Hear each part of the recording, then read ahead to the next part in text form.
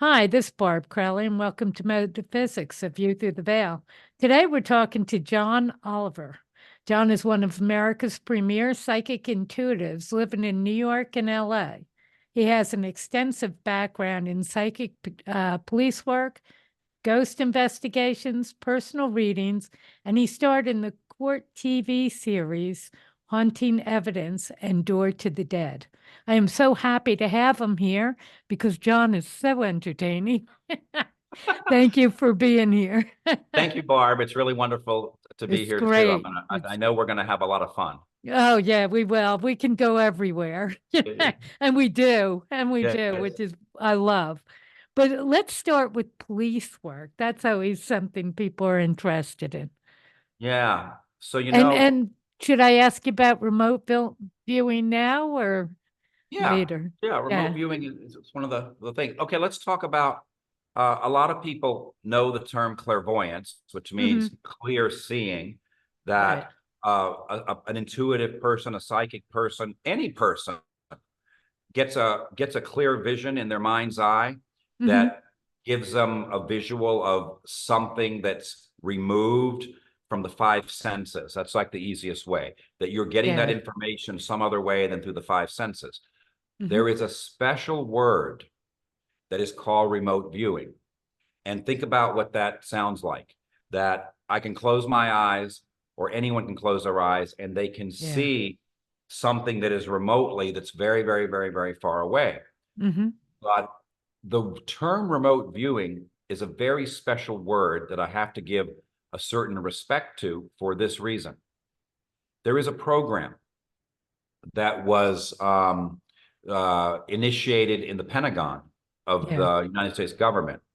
And a lot of people aren't even aware of this. It was a program that was officially funded by Congress called the Stargate program. Oh my God, that in itself sounds so metaphysical, but the I know. Stargate In program the government and deep in the in the government, government. Yeah. funded by Congress. Now, if you Right. Google it now, they'll Yeah. say that they pull the funding because it didn't work, but that's just propaganda. Right. They're still using it. It still works. And so what they did was they developed very, very strict double-blind protocols for Hmm. what is called remote viewing. And so it so happens that one friend of mine, one very, very special friend of mine, was in the Stargate program as a remote viewer. And so before the Stargate program, in the metaphysical and psychic field, the term remote viewing did not exist. So Oh. I know that my friend that was in the remote viewing program there, when he sees flyers that people like myself have that say I'm a remote viewer, he takes objection because remote viewing is double blind. It's done in the laboratory. There's particular Right. protocols. Yeah. But I understand language evolves, Hmm. and we loosely use remote viewing now to mean clairvoyance. But I just want to give a nod to the remote viewers at Right. Stargate program and give them their due respect. But I do that, but I just Hmm. call it clairvoyance. And my psychic police work started, I want to say, you know how some professions or some jobs are thrust upon you that you did not seek out. Yeah. So I was 16 years old. I had been driving for only 2 months. I just gotten my driver's license, Yeah. living in the country in Virginia, way out in the country. And this one, and I was already doing psychic dream work. I had a strong sense of intuition. I was not metaphysical. I never even Hmm. heard that word. It was more that I was a secular intuitive, right? Right. I did not do metaphysics, meditation, tarot, anything of that sort, except I did do meditation and martial arts class, but we didn't call it that. Yeah. We called it strong mind. We were developing a strong mind. Hmm. But anyway, um, a friend of my family, that was a friend of the family, called my house on a Sunday afternoon in July. Hmm. And maybe it was June, but it was summer vacation. Yeah. And I answer the phone, and she says, John, I said, yes. She says, I want to ask you for a favor. She says, I have a friend who's visiting me who drove up from South Carolina. And she has a friend that's driving with her, and they're headed north and just stopping at my house to say hi. Yeah. And this gentleman that's with her is a police detective. And I told him about you and some of the things that you were able to do. I said, okay. And he said, he asked me if you would please come over. He has a missing person and wants to see if you can give him any information. Well, could you come over? I said, no. I said, I'm not coming over to talk to any police. I'm 16. I mean, Right, right. right? Yeah, what are you, Right? crazy? Exactly. It's not that. Yeah, What? So yeah. anyway, um, she kept me on the phone talking about it. I'm going to be here, John. Don't worry. It's going to be all right. It's at my house. You know my house. It's a living room. And she kept on and on. Mhm. And finally, she convinced me. And next thing I know, I'm hanging up the phone saying I'm coming over. Well, And I she was, had sold you to him probably. yeah, And and it's I like was now just she's like, got to have you come over. I'm like, what in the world have I done to agree to this, right? Yeah. All right. So the next thing that I did was, to me, thinking back on it, was just completely hilarious. I had this list that I had written down that somebody had given me on how to increase psychic energy. Right. Hmm. There were several things on the list, and three of them I remember. One was take deep rhythmic breaths. Hmm. So I start taking deep rhythmic breaths. Two, drink plenty of water. I went and got a gallon of water. I put it in the car. I put it in the car with me. Yeah. Number three, which is a little unusual, it says, according to the great psychic Edgar Cayce, evergreen trees have a similar aura to the human aura. So if you wish to increase psychic energy, spend time around evergreen trees. Well, I lived in the country. So Yeah. I went out into the forest and I found a little pine tree and I yanked it out of the ground. Yeah. I put it in the car with me with the windows rolled down. It is Yeah. straddling my body while I'm driving. I'm drinking water. I'm breathing, talking myself into getting to this Yeah. house to talk to this police detective. I'm going deeper into the country. I pull into the driveway. And before I pull into the driveway, I kind of slow down and I chuck that tree out the window because how am I going to explain in the middle of summer bringing a Christmas tree, right? Yeah. And I'd And take a you few more pulled sips out of of the ground, the poor thing. exactly. So Yeah. I'd take a few more sips of water, get myself composed, park the car. I walk up to that door. I ring the bell. The friend of the family opens the door. The detective is right there. And I put my hand out and I say, like I've done this 100 times. Yeah. Hi, my name is John Oliver. Right. I'm 16. This guy Yeah. is like Yeah. 45, right? And that was my first police case. Wow. And after that happened, Yeah, but what'd you do for him? oh, okay. You So I did can't a leave us read. there. Yeah. Oh, right. I can't leave you suspended. All right. Yeah. So we went into the drawing room of the house, Hmm. off to the right of the entrance hall. There was a chair in the corner. I sat in it, and he says, John, what I would like you to try to do is in this envelope, and he had a big manila envelope. Yeah. He said, there are two items that belong to a missing person. Hmm. Could you hold the items in your hands, close your eyes? I have a tape recorder right here that's voice sensitive. Hmm. I'm just going to set it next to you. Close your eyes, and whenever you see or feel anything, just tell me what it is. I said, all right. So I opened up the envelope, and inside was a wallet Hmm. that obviously from appearances looked like a man's trifold thick wallet with a Yeah. bunch of papers in it, like guys put receipts in and stuff like that, Hmm. and a watch. It was a big Hmm. watch, and obviously it looked to me like a man's watch. Right. So I'm holding the watch in my hand, and the wallet I just kind of had in my lap with the other hand on it, and Hmm. I go into a meditation. Now, what I'm about to say reductively took probably 90 minutes to get out. Right. And here's what I saw. I said, I'm driving in a car as if I'm the person. I'm Hmm. speaking in first person. I'm driving in a car. And that went on for quite a while. We're driving. And then eventually this way to the right-hand side, I think we've crashed into a fence. The side of the car has crashed into a fence. All right, I'm getting out of the car. I'm going to the trunk. I'm fooling around in the trunk. I get something out of the trunk. I close the trunk. Now I'm going this way. I'm going into the woods. And I'm going to the woods. And that took a long time because we're walking. Yeah. Oh my God, now my feet hurt. I don't know why my feet hurt. My feet hurt. And I said, okay, we've stopped. This is after a long time of walking in the woods. Yeah. And I said, right in front of me where I've stopped, I can feel on my feet that the land is very mushy. And if we look that way to my left from where I'm standing, there's something really bright. I think it's metallic that's reflecting light from that direction. And right in front of me, there's a tree and it's growing from one trunk into 3 different directions. And oh my God, my stomach hurts. It hurts a lot. And then it stopped. That was it. It stopped. So then I gave him back his stuff. And he said, John, that was very, very interesting. I said, why? He said, because we've already found that car and it was crashed sideways against a road rail. Oh, and he said, but what we actually thought happened was that someone came and picked him up and took him somewhere, and he abandoned the car. So they went back and they searched the forest way down in there.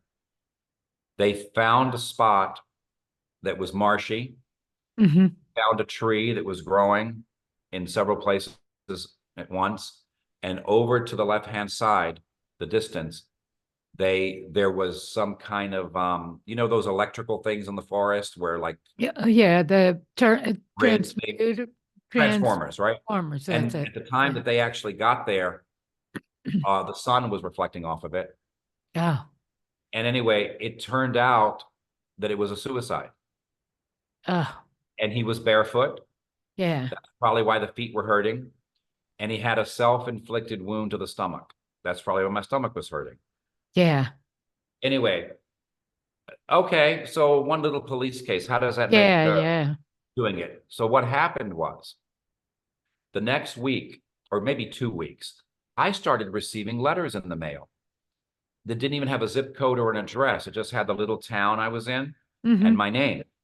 And I'd open up these letters and people were sending me a little tiny clip from the newspaper that was under that part of the newspaper that says the Associated Press, and you'd get little blurbs from different, places. I even got one from Mexico. Wow. And the headline said, it was a little short paragraph. I don't remember what the paragraph said. I might have one in my file somewhere. But the headline said, teenagers, psychic powers are in demand. Wow. And I'm like, oh my God, what? Because I wasn't in demand. I just did one little, thing, right? Yeah. So then what happened after that? Did the detective put that out? I don't know who put it out. Yeah. They must have talked to the press or it got out or. Yeah, but he had to say it unless your friend put it out. Exactly. Or somebody, said it, but I don't know what the origin was.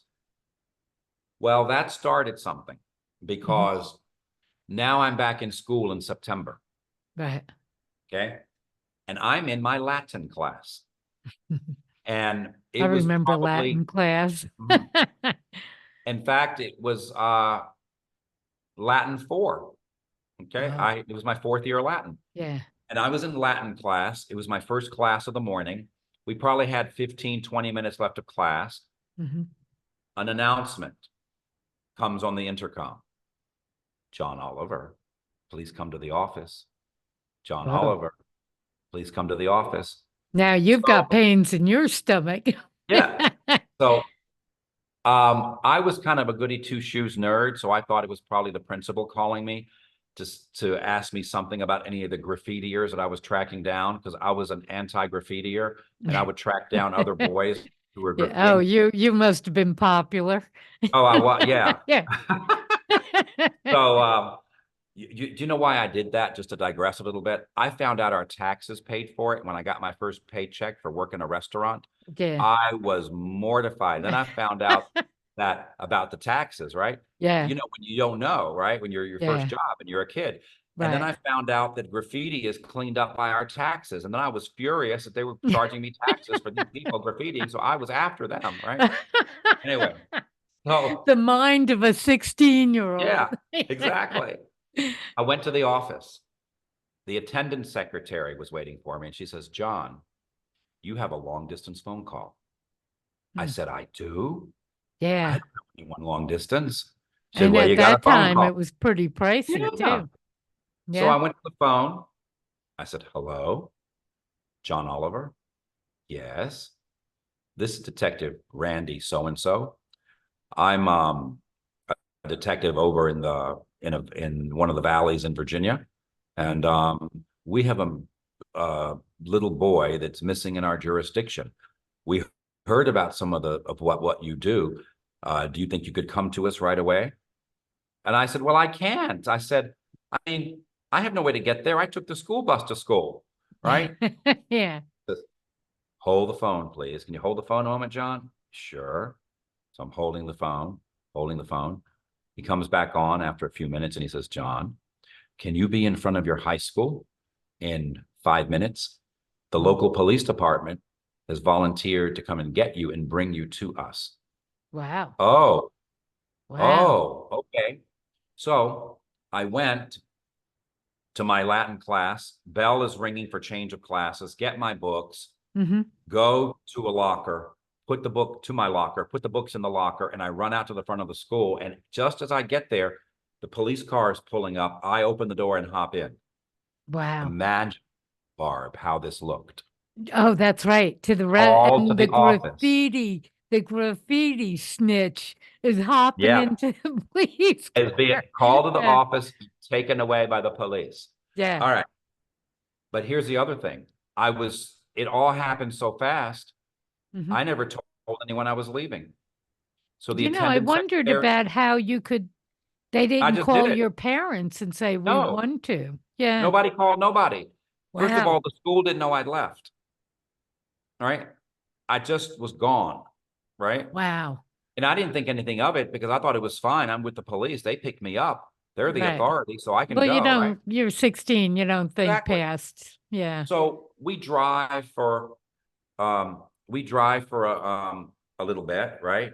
Hmm. And in my drive, we finally get there, pull up, I get out, and there's this very tall man. In my remembrance, he was probably like 6'5" at least. Right. Um, and that was the detective that was talking to me on the phone. He Oh, comes and shakes my hand with these big paws and just kind of, and I'm 6 feet then, right? yeah. Going on And six you're one, and thinking he's tall, yeah, huh? Wow. he's 6'5", and I shake hands with him, and he says, "John, thanks for coming. I got good news. The little boy's been found already." I said, Oh, "Great." I thought yeah. they're going to take me back now, right? But he says, "John, do you see that building over there?" I said, "Yeah." He said, "That's the police academy. And right now, there are about 35 detectives from all over the state taking their continuing education hours. Hmm. And they knew you were coming and now they want to meet you. Oh my God. Okay. Wow. So I go over there to the police academy, 16 years old, and there are all the guys and some women, detectives, Hmm. but mostly men. And they're taking continuing education hours to keep their license. I spend the rest of the morning with them because this is like now like 10:30 in the morning. Spend the Yeah. rest of the morning with them. They are doing questions and answers with me. Then it's time for lunch. John, why don't you stay and go to lunch with us? Sure. So Yeah. we take a convoy of police cars over to some fast food restaurant with a drive-through. I forget which one it was. They do the order and then they say, John, do you think you just run in and get the food? So, okay. So imagine how that looked. There's all these police Right. cars. And I jump out of the back of one of the cars and people are looking like, look at that. They're letting the criminal get out to go get the food. So, Yeah, that's the truth. I didn't think of that, but that's the yeah. truth. And so got the food, ate it with them. We go back to the police academy for the afternoon session. And then they said, John, you know, in some of our briefcases, we have files of unsolved cases. Do you think we could just hand you a file and you just hold the file and see what you could tell us? So I did like rapid fire readings on that kind of stuff. Wow. Yeah. That day changed my life because those detectives then spread everywhere back home. And then every once in a while, when a case came up, I'd get a call, or I'd get a call from someone that I hadn't met who heard about me through someone that I had met. Yeah. And this is before people were Googling anything, before the internet. And that is how my career, my volunteer career as a psychic detective began. And to this day, if a department or a law enforcement agency wants my help, I will do it, but they must initiate the request. What I mean by that is, once in a while, I'll have someone that emails and says, hey, John, my next door neighbor's, you know, child was kidnapped 5 years ago, never been found. Can you work on the case? And they get a little letter back that says, from my assistant, that says that I can only work on cases if the police initiate the contact. Well, then they'll get a letter back sometimes that says, oh, great, I talked to Detective Smith. He says, here's his number, give him a call. I can't do that. The detective must be the one to contact me, you know, in an email saying, hey, John, we have this case. We've heard about you. Can you help us out? Then I'll call them and I'm at their disposal. But why? Yeah. The legal thing. If you, as a civilian, call up a department and say, I have information for you on where a missing person is, they'll listen to you, but then you go on the list of suspects. Yeah. That's just the way it is. I never even thought of that. Yeah. But in Virginia, I don't know how it is in every state, but in Virginia, if a law enforcement agency, a jurisdiction contacts you and says, could you help us out as a psychic? Then not only am I not a suspect, but the law says I'm a special agent to the police. Yeah, okay. So you're protected somewhat. I'm protected. So what I always tell, because there's a lot of young psychics who say, hey, John, I'd like to work with police. How do I get started? And I said, to tell you the truth, I don't know. But what I can tell you that you must do is do not ever call a department or send a fax or an email saying, hey, I had a vision of where so-and-so is. Because they have to follow up on that. And they get so many of those that it clogs the system. So never insert yourself unless you are asked. And that might be hard to do, but you have to. So for example, Barb, when a case comes on television and, you know, someone's missing, someone's this, someone's that, and people will say, oh, John, did they call you about that? I said, no. Well, what do you think the person is? I don't know, because I'm not going to do a reading on it until I'm asked, because I don't want preconceptions or anything, you know, that way. And so I, you know, I don't watch the news and know everything. People, you know, mistake. I know they do. For being able to do and that. And they get weird too, like, you know, all their secrets. And I always say, you know, I'm impressed that you think you're that interested for me to constantly look at all that. Exactly. It is. That's a lot. Exactly. But so that's how my psychic police work began. And that actually led to my metaphysical career. Why? As a result of, from time to time, getting press for working with police, I started getting phone calls from college professors. Hey, John, I'm Professor so-and-so, and I'm with Virginia Commonwealth University, and I teach a parapsychology class. Do you think you could come and be a guest lecturer in my class? Sure, Professor, I'd love to come, and I'd go do it. Hey, John, this is Professor David McKnight over at the Valleys Community College, and I'm teaching parapsychology. Can you come as a guest speaker to my class? Can I put you on the roster for this semester? Sure, Professor, I'd love to come. Hey, John, this is Rosie McKnight. And I'm over at Lynchburg Community College, and I'm David McKnight's ex-wife, and I'm teaching parapsychology. Come and speak to my class? Sure, Rosie, I'd love Right. to come. Was it all the psychic detective thing you were lecturing on then?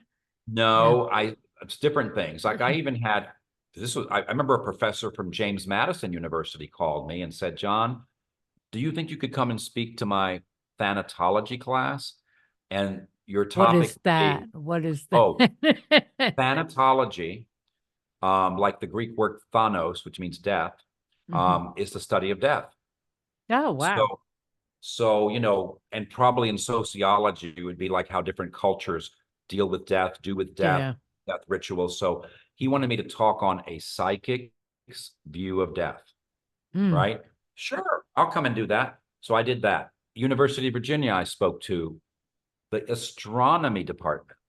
Mhm. Why? They had a course that they were running called Controversial Issues in Science. Well, I'm a controversial issue in science. Right? Yeah. Yep. And so, Exhibit A. exactly. And Yeah. so I went and spoke to that department, and it was a wonderful experience, despite the fact that I knew that several of the professors that attended the lecture in an auditorium full of astronomy students Mhm. were absolutely skeptical and maybe one of them cynical, Mhm. um, non-believers of anything Were they metaphysical. hostile? No, they were not Okay, hostile. good. Because some As long people as they're not are. Yeah. hostile, I'm fine. They were not hostile. I mean, they Right. invited me there, you know, and I remember starting off the lecture like this. I said, "Hi, everyone." I said, "I want to address an elephant in the room before we start. I'm a psychic. You're astronomers. This Mhm. class is called Controversial Issues in Science. And I'm okay with being here and answering your questions and addressing and being with your skepticism." Yeah. And I said, I'm also aware that one of the professors in this department who invited me here, was one of the ones who invited me here, has written a scathing book against astrologers and Mhm. astrology. And so I also know that some of you who took 101 astronomy, on your final exam, there's a question that I've seen on the examination that says, please list three reasons why astrology is bunk. Wow. And the room was quiet. They thought I was mad. I said, but I want to ask you a question. You're a scientist. Did the professor inform you that there are other astronomers in the world at equally prestigious institutions that believe in astrology, who study astrology, have done statistical studies on astrological correlations, and feel that astrology has some merit and use astrology in their own lives, and at the very least say, we need to study this more? In fact, some of you remember the great scientist Isaac Newton, who spoke before a group of scientists who were vehemently against astrology, to which Isaac Newton said to them, gentlemen, I have studied it. You have not. Isaac Newton was, you know, resonant with astrology. And so Mhm. I said, I just wanted to tell you that, because if you have not been told that there's a different opinion from scientists, Yeah. I'm sorry, I beg to differ, that's not science. And then we dropped that and we went on, and I gave a lecture on what I do, how I do it, what I do as a matter of fact. And I think it was a situation of mutual respect. I have no I have problem to with ask this, with though, were you skeptic. Yes. 16? Were you Oh no. 16 then? When I spoke at that class, let me think, I can Yeah. remember the year. Let me think for a second. Okay. I was 20. That's still enough to send him over the edge. Exactly. I was 20. Yeah. And but here's the thing about being 20. Everyone thought I was older. Oh. When I was 18 and I was about to go on camera to be interviewed on the local news, Mhm. I remember they were setting up and so forth. They're about to start the countdown to go on the air. And the reporter says to me, oh, John, just curious, have you turned 30 yet? And I Really? said, I just turned 18. What? Right? What? So I said, yeah, because because of what I was doing, there was the presumption that I was older than I was, and I just kind of looked young and skinny and, Mhm. well preserved for a 30-year-old or whatever, Yeah, yeah. at 18, So years you old. were an expert at such a young age that they just made you were older in their Exactly. minds. Yeah, Exactly. My yeah. specific thing, I was, an expert. And then that's the same year where I started teaching a continuing education type of class Hmm. at the University of Virginia in the building that houses the College of Arts and Sciences. I did that for 7 years. And that's one of the things in Wow. my life that I have just enjoyed so much. It The was such teaching? a pleasure. Yeah. Specifically there, it was such a pleasure. University of Virginia students are so bright. Mm. The ones that are spiritual and interested are so interested. So Yeah. I taught two classes. Class one was at 6 o'clock on Monday night, 6 to 8. Hmm. And it was spiritual development one. Yeah. And 8 to 10, following the first course, was spiritual development two. Now, even though it was scheduled 8 to 10, At I night, enjoyed you it. mean? The students enjoyed it. There were times we didn't go out of there till midnight Wow. because it was Yeah. experiential. In the second Yeah. class, it was always technique, Hmm. meditation, shamanic journeying, Yeah. stuff, discussions, really getting into it. Mm. And those students, I had students who took that course in their first year that took it all 4 years until they graduated, just repeating it because the Wow. second class was experiential. So it was never the same. Hmm. And it was so fun. And I tried to, knowing that people were repeating it, I kept varying it, you Right. know, a guest speaker once in a while, Mhm. bring in different stuff. Even one semester, I taught them astrology. Um, Now they probably thought it was going to be easy because after about 3 weeks, most of them lost, you know, Right. because astrology, Astrology is very difficult, it's a I think. subject. Yeah. and it's not a lush subject, it's a subject. So Hmm. I remember I had a beginning astrology for them, and I told them, you're going to have to study a little bit, just a little, to keep up from week to week. And they were fine the first week. It's the first week. Second week, Yeah. okay. Third week, most of them were lost, Yeah. but we Yeah. persisted. We kept on with it, so at least Mhm. they had a view of what the astrological science and art is. Yeah. Yeah. Why did you ever stop? Mm, You said you did it for 7 years and you loved yeah. every moment. I loved every Why moment of it. stop? The Yeah. reason I stopped is because I started touring on the road, Mm. and I could not be in one place long enough to teach a semester class. You couldn't astral project yourself? Oh, you know what? I didn't think about it. Nowadays, you know what? I wonder Yeah. if I could have done the class and done it by Zoom, you know? Well, there wasn't Zoom, was there? Exactly. Yeah, yeah. If there But was Zoom, nowadays you probably now I could. could. You know Yeah. what, Barb? You just gave me a good idea. Maybe I'll look There back we into that. go. I'll go back over Right. there and see if I See can if they'll let you do it. pick it Yeah. up and be in Yeah. person when I can, be on Zoom the other times. Right, right. That might work real well. Yep. Speaking of astral projection, I've always wondered this, and we didn't talk about this at all. I've always been into astral projection, but actually changing it. So, in other words, if we had a bunch of psychics together on January 6th, you know how a lot of those people got caught in the crowd and it just Yes. got beyond them? That's what I Yes. think. If Yes. we had a bunch of psychics, could we have astro projected ourselves into that crowd and turned it?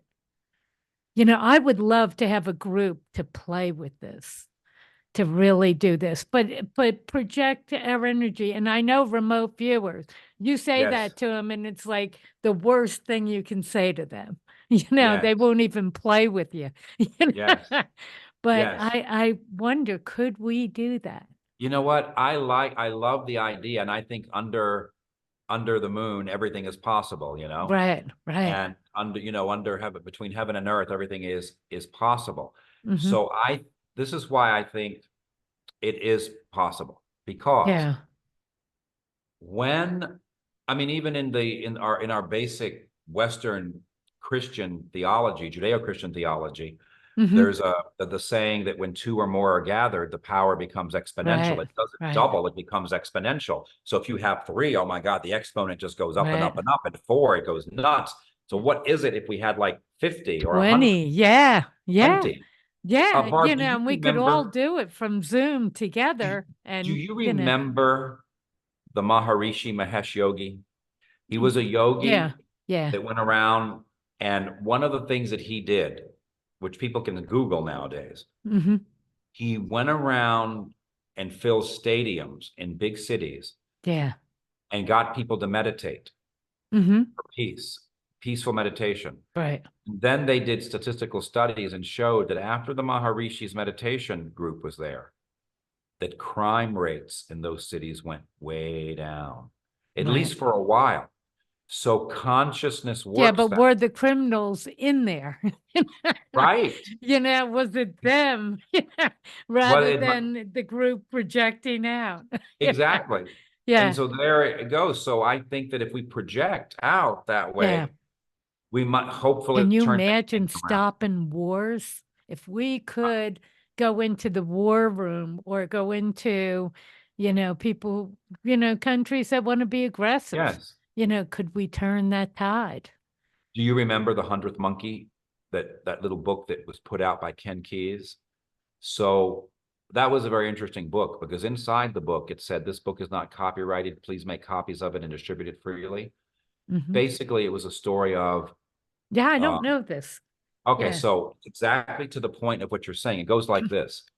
There's a little island somewhere off the coast of Japan, of which scientists were studying this particular type of monkey. And they Hmm. observed the monkeys on this isolated island. And one day they started I think I do know this. Go ahead, uh, though. Yeah. giving the monkeys sweet potatoes. And they buried the sweet potatoes in the sand, and the monkeys would dig up the sweet potatoes. And the sweet potatoes were dirty with sand, but they were eating them.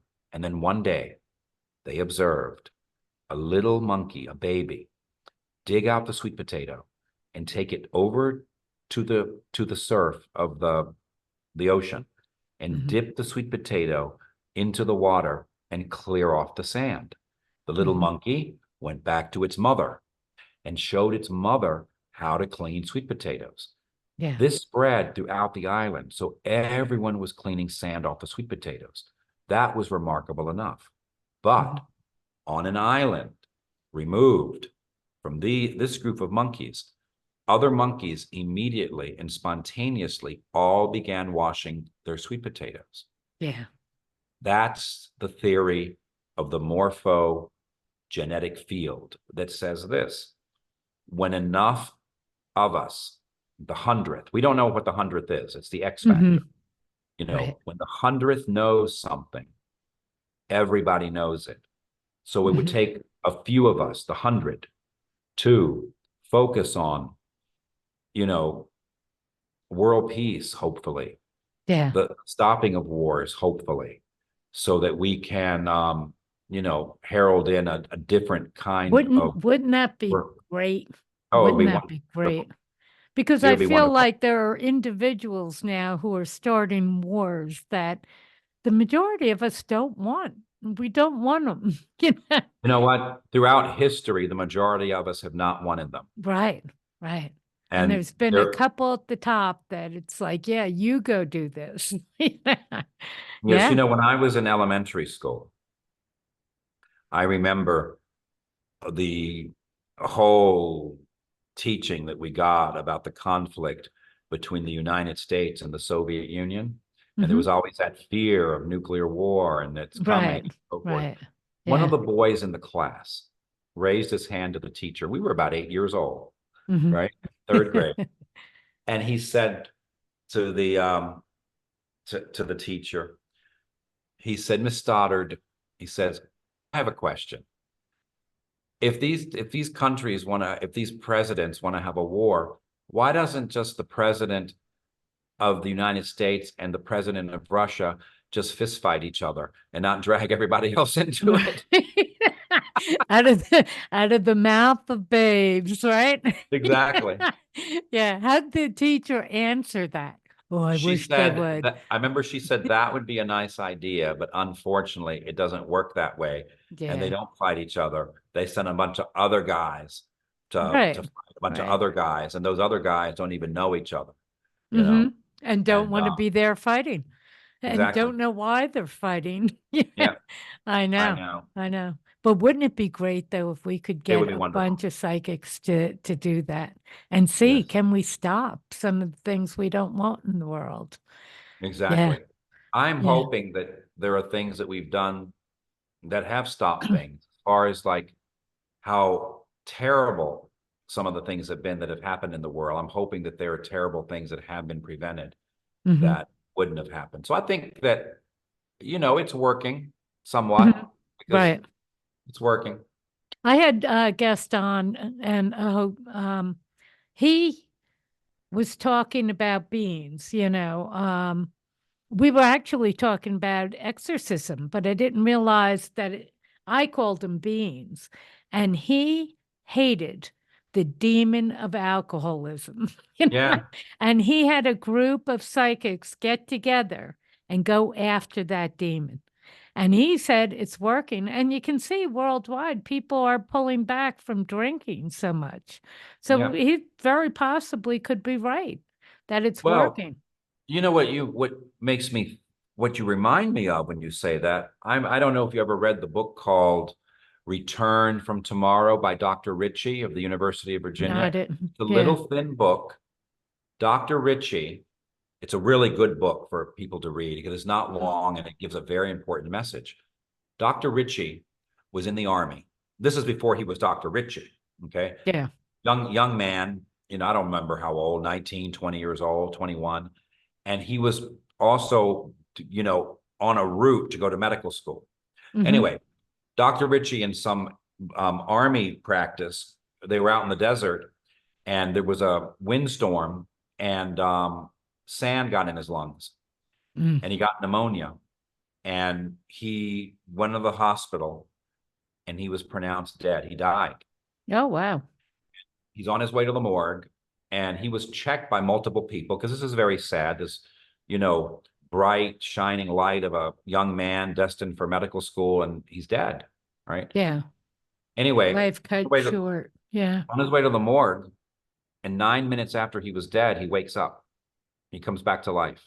That's why the book is called Return from Tomorrow. The point Hmm. is that he wrote in this book what he was doing during those 9 minutes.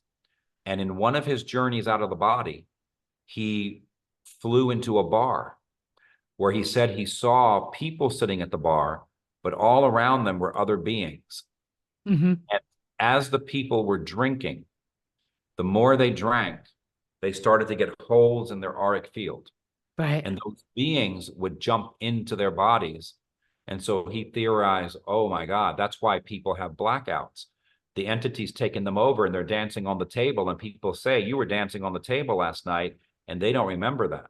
I Yeah. think that Yeah. book, when I read it, had a very big influence on me Hmm. because one of my own idiosyncrasies is that I've never drank alcohol in my entire life except once when I was 7. Communion church. Seven. Communion in church. The uh, church gave it to me. yeah. And, Yeah. and I remember it was so disgusting, I gave up drinking. That's what I always say. Joke. Yeah. you know. I gave So it up at 7. I've Yeah. never had a beer. Yeah. I've never had a glass of wine. I have no moral thing against it. In fact, Hmm. I've plenty of times have given bottles of wine as gifts to people. I just personally never started. And at this point, I figure, well, someone said to me, oh, come on, John, just have a drink just for fun. And so I said, Yeah. okay, I have certain conditions for having a drink. And I Hmm. said, I'm going to be on a rooftop restaurant in Paris. Bottle of Wow. wine costs $10,000. Yeah. And I'm being treated by Dolly Parton. And other than that, I'm not drinking. All right. You have got to let me know when it happens. If Dolly Parton Send buys a me a ten picture, thousand you dollar and bottle of wine Dolly on a and rooftop the in Paris, wine. I'll Yeah. have a sip. Until then, Yeah. I'm safe. Yeah. I've gone into bars and can see on the at the upper level of the bar the amount of spirits just hanging out there waiting, just waiting, Waiting for for the out of body moment when they're somebody kind of gets drunk and they have an out of body, their spirit goes out of body, and then the Exactly. other spirit can go in and experience being in the body. You Yeah. know, I don't know if it was in that same book with Dr. Ritchie or a different book of a near-death traveler Hmm. who said that he saw spirits hanging around cigarette machines, hoping someone would drop a cigarette. And then when they did, the spirit would try to pick it up, but couldn't, because Wow. the addiction to cigarettes was so strong that they Yeah. still wanted one while they were out of body. And You know, as a medium, I've seen people on the other side and they're smoking. If they smoke, wow. and I always say to them, "Do they smoke?" Yep. Yeah. Well, Or that's they good. Well, you did. know what? Yeah. Yeah. If I ever start smoking, it's going to be on the other side, because then it can't kill you. I'll tell you, when I get to the other side, I'm smoking and I'm drinking. Yeah. Definitely. Because I used to smoke here, and I have to say, I loved every minute of it. Well, you know It what? just doesn't, it's not compatible with the body. Yeah. Well, that's interesting you say that, because when people come to me and have said, "Oh gosh, John, how am I going to stop smoking?" Like, I'm a Mhm. psychic, I can solve how you go stop smoking. But what I always have said to them, listen to me. Try to stop smoking if you want to, Right. but until you give it up, Yeah. please enjoy every one, because you're smoking and then you're putting negativity in your body. I think it'd Hmm. probably be better if you smoked and thought, "Wow, this is great. I love it," until you're Yeah. able to give it up. I But loved it. I loved don't it. do both to yourself, you know? Yeah, I loved it. And I gave it up. There was people said, "Oh, such great willpower." And I'll take it. I'll go along with that. In reality, something very deep just switched. And I honestly think it was Yeah. a preordained, I do Yeah. believe that we come in with a plan. And that Yes. plan was, at one point we're going to get rid of this and move on. But I did love Yes. it. And when I get to the other side, I'm bringing a carton with me. Yeah, I loved That's it. great. I love it. Yeah. Barb, Yep. Barb, you just gave the title to a country song. When I get to heaven, I'm going to drink and smoke, right? Oh, yeah. Yeah. I'm bringing a carton and a bottle of beer. Oh, you Definitely know what? doing it. Let's write that song and send it to Dolly Parton. Yeah, and tell her to meet you in Paris at a Exactly. rooftop bar and bring the wine. Yeah. Yeah, that would be fun. That would be fun. But there are Yes. times where, I'll be teaching or I'll be working with people, mentoring, and I'll say to them, you can go out and have an out of body night, I mean, and that's what I call them. You can go Yeah. out and have a couple drinks and have an out of body time. Just make sure to clean out, to ground and clean out Yes. when you're done, because Yes. otherwise you're carrying this, and this is a lot of why 2 days later you're still kind of a mess. You're carrying some Exactly. other spirits with you who came in while Exactly. you were out. Yeah. When Exactly. you were Exactly. out. Exactly. Yeah, yeah, it's pretty wild. But yeah, they back to the astral projection, because that's how you get locked into things and you really want to do it. I really Yes. want that done. I really want to have a group of psychics to do that. Yes. But let's come back to you and talk about court TV and Okay. haunting evidence and door to the dead. These are all Wow. fascinating things. So, Yeah, and you you got know, about 10 minutes. yeah, yeah. So I'll tell you about Yeah. court TV really quickly. Once upon a day, I was in New York City and I got a telephone call from uh, they said they were a production company. When I meet him on the West Side, I was on the East Side at this point, but I meet him Hmm. on the West Side for a bagel and coffee. And I said, sure. So I went there and I looked them up beforehand to make sure they weren't some kind of Right. crackpots, but they were a Yeah. legitimate production company. And they said to me, John, we are the production company that Mhm. originally put John Edward the Medium on the air on a TV show called Crossing Over. Mhm. Oh, very, I very remember nice. the show. Yeah. Mhm. Yeah. And Court TV would like to do a show on psychic detectives. Mhm. So I agreed and I taped an episode for them.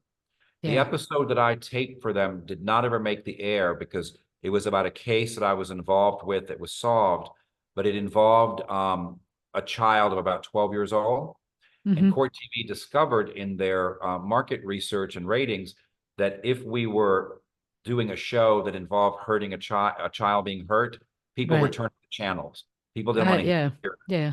No, So that's anyway, a so that hard thing to episode, hear. Yeah. exactly.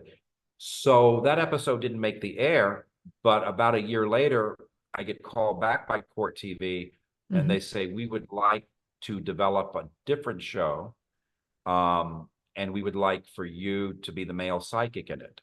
Mm-hmm. And so we made a deal, and the show is called Haunting Evidence. There's some fans who have put Haunting Evidence clips and stuff up on YouTube, so people can, if they type in Haunting Evidence, John J. Oliver, you find some episodes on YouTube to see, or clips of them, and see what it was kind of Right. like. You have to put my middle initial in there because it seems that there's a comedian that's from Yeah, England late night guy. by the name John Oliver.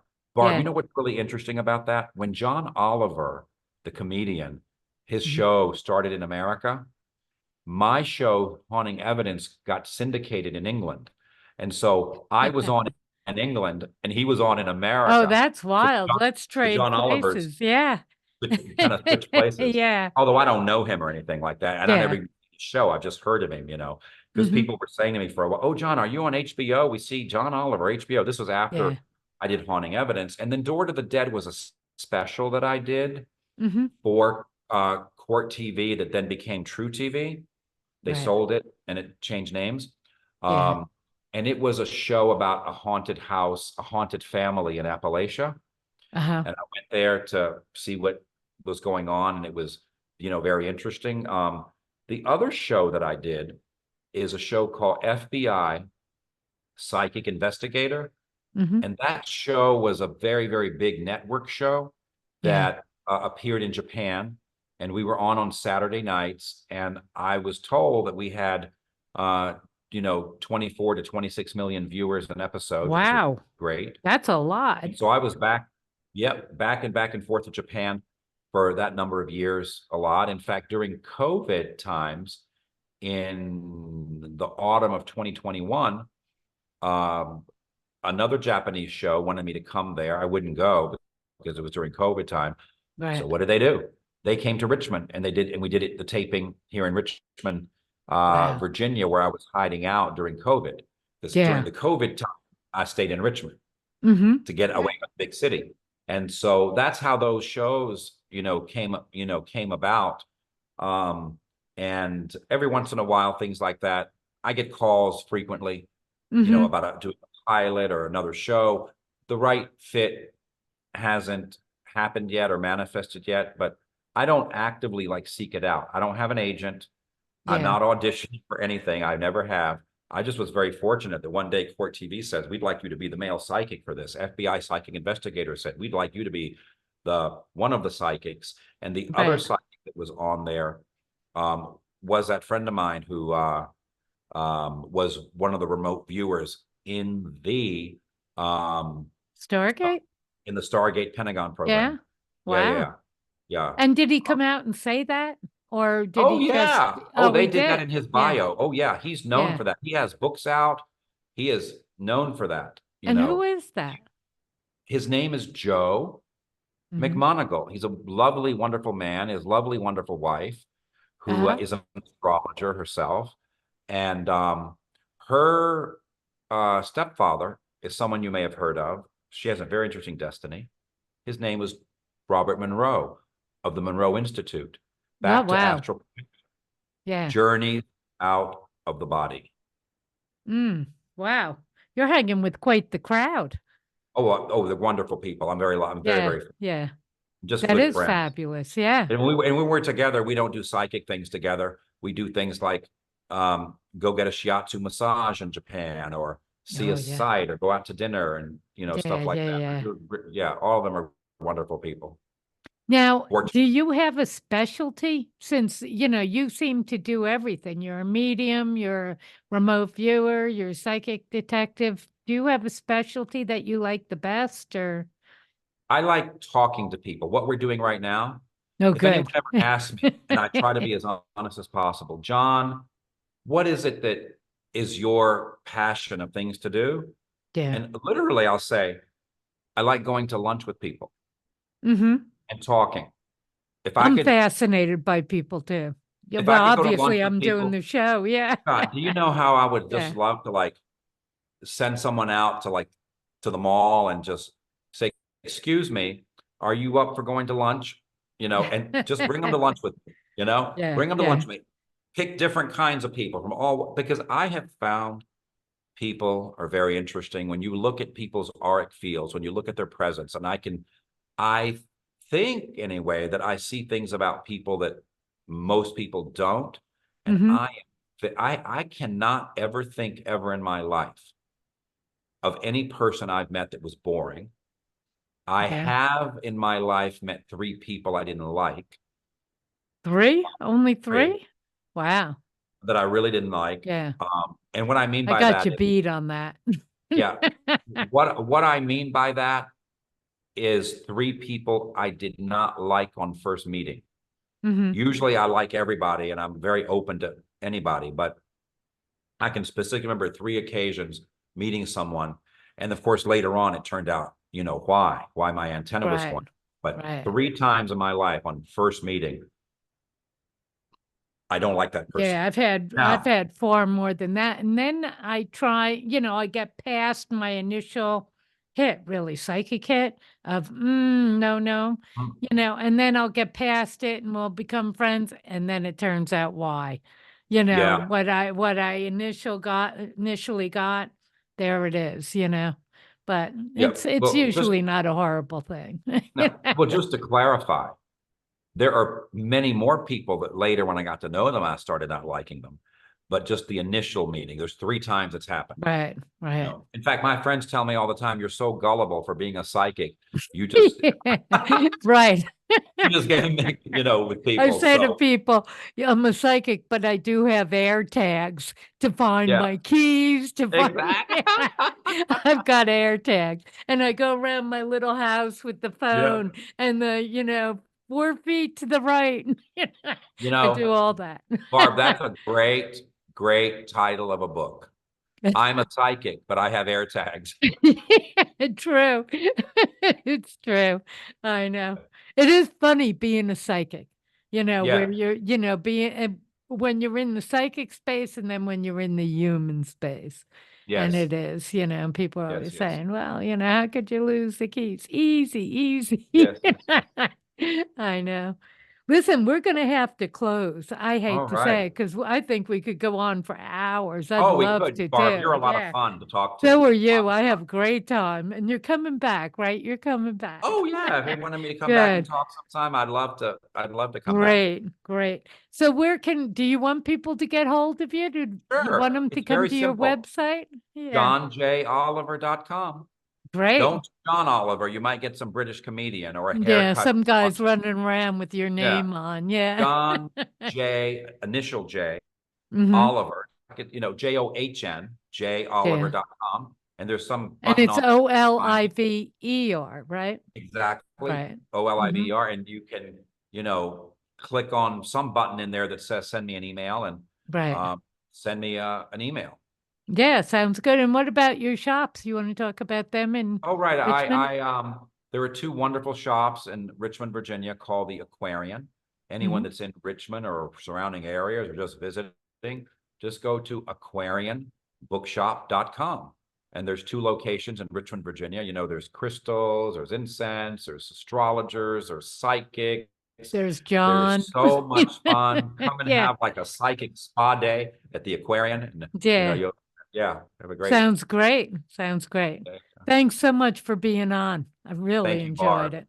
Thank you, Barb. I've And I'll enjoyed it I'll see thoroughly. you on the astral plane. Okay. Oh, yeah, definitely. Okay. Well, we definitely have to project. Yeah. Yeah. Okay, sounds good. Thanks. Thank you. Bye-bye. Bye-bye.